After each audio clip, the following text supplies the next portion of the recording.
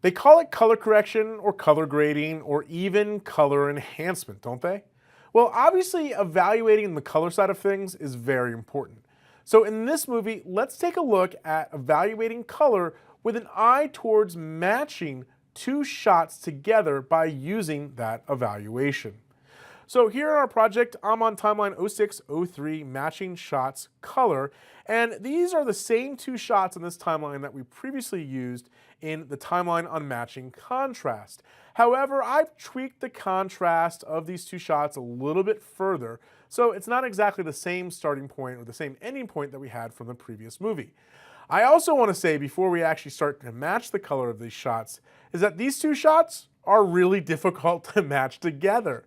I want to show you the basic process and steps for evaluating for that match, but on your own, if you're following along with the exercise files, you're going to have to take some time to match these shots together. And that may mean that you have to use some secondaries or multiple primaries or other techniques in DaVinci Resolve to get the match perfect. We'll do a basic match, and again, the real point is showing you how to evaluate color for a match. But on your own, try your best to get these two shots to match together.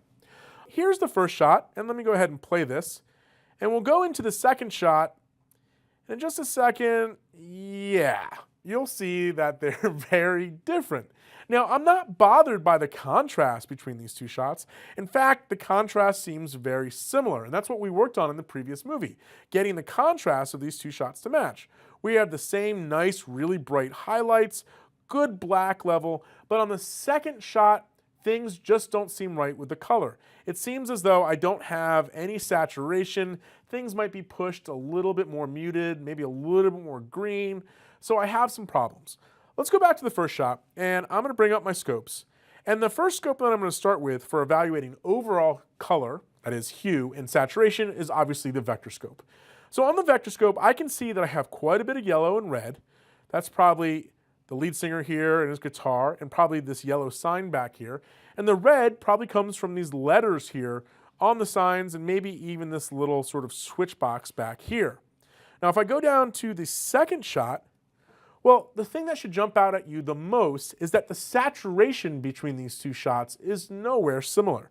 Here's the first shot, nice and saturated with some yellows and some reds, even some magentas and blues and greens. Down here, I actually have the same hues if we look closely, but the saturation is much different. On the second shot, let me go into my 2x zoom mode on the vector scope, and you can see that I have very similar hues. Lots of yellow, lots of red, maybe a little too much blue, not enough magenta, and maybe I also need a little bit more green.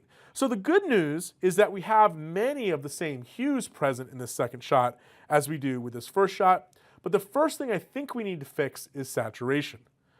Let's jump over to the parade to see what we got there. Here is the first shot. Yep, things seem to be in relative alignment with one another, but down here at the bottom of the trace, especially on the green and blue traces, they seem to be a little elevated over the red. And I think that's what's giving me this kind of nice blue shadow cast down here along the side of the stage and into the kick drum and then over into this corner. And I kind of like that, but I don't think that's something that we have in the second shot. Nope, the bottom of all these traces seem to be pretty much in alignment with one another. Indeed, the red channel actually, if anything, seems to be a little elevated over green and blue. So this is an indication that we might need to add just a touch of blue into the darkest portions of the second shot to get things to match a little bit better. Okay, and then finally, let's go over to the histogram, because the histogram is another way that we can verify color balance. And here on the first shot, I'm seeing things in relative alignment with one another, but you can see that kind of blue spike down here at the bottom of the blue trace, again indicating those blue shadows. And then obviously I have the nice peak over here, which is the windows. If I go to the second shot, yeah, everything is pretty much aligned down here at the bottom with a little bit of a peak on red, which I pointed out on the RGB parade. As I said, the first thing I think we want to do is go back to the vector scope and fix this saturation issue. Remember, we're nowhere near saturated on the second shot as we were on the first shot. So I'm going to make my scopes window a little smaller so we can see the image at the same time we see the scopes. I'll place that right over here. And let's go down to the second shot. And I'll find a good frame to look at where Aaron, the lead singer, is looking right at camera. There we go. And I'm going to saturate this using the saturation control quite a bit. There we go. Now I want to be very careful I don't oversaturate it and Aaron starts to look, well, really orange or kind of warm. And remember, when I do this, I kind of want to use my skin tone line or the flesh tone line here on the vector scope as a guide. If I go ahead and make that a little bigger, and now I have some pretty good saturation on Aaron's skin. Let's once again minimize that to make that smaller and go back to the first shot. Yeah, already that's seeming a little bit of a closer match. Now, I think I might have overdone the saturation just a touch, so I'll back off of it. Yeah, and I think that was one of the biggest problems that I had in these two shots was matching their overall saturation. And you can play with this until you feel that it's perfect, but I think that's a pretty good place to start. So remember, on the first shot, we had a little bit of an elevated trace on the blue channel in the shadows. So I pulled up the first shot again, and here on the RGB Parade, you can see that. Right here, we have a little bit of an elevated trace over green and red, which we don't have down here on the second shot. So I think the first thing I'm going to do is come into the second shot and add just a touch of blue into the shadows, something like that. Let's quickly go back and forth between the two. Yep, that's starting to look a little bit better. And then I think I want to add just a touch of red into that background there, a little more yellow red, so I have a little bit more of that in there. Let's see that. Okay, and maybe a little bit of blue in the gamma or the midtones. And let's see that.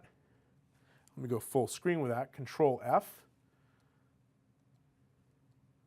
All right, and now that's not a perfect match, but I'm thinking that is quite a bit better than where we started off originally before any contrast corrections or color corrections on the second shot matching with the first.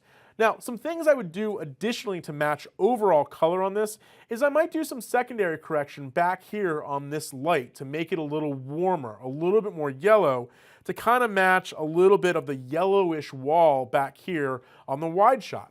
Or conversely, I could come into the first shot and do a secondary correction on this wall to make it a little bit more cool or make it a little bit more neutral like this second shot.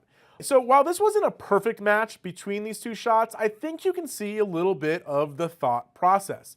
And as I said, if you have access to the exercise files and you're following along, yeah, these two shots are pretty difficult to match, and you'll probably need to use some additional secondary color corrections on these shots to get them to match perfectly.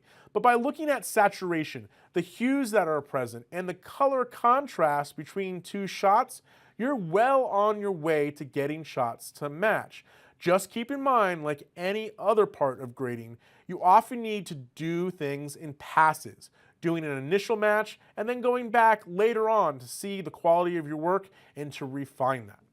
So now that we've used the scopes to help match contrast and color together, at least initially match them together, up next I want to discuss how scopes can be used to help look development. Then we'll wrap up by taking a look at using scopes to help ensure broadcast legality.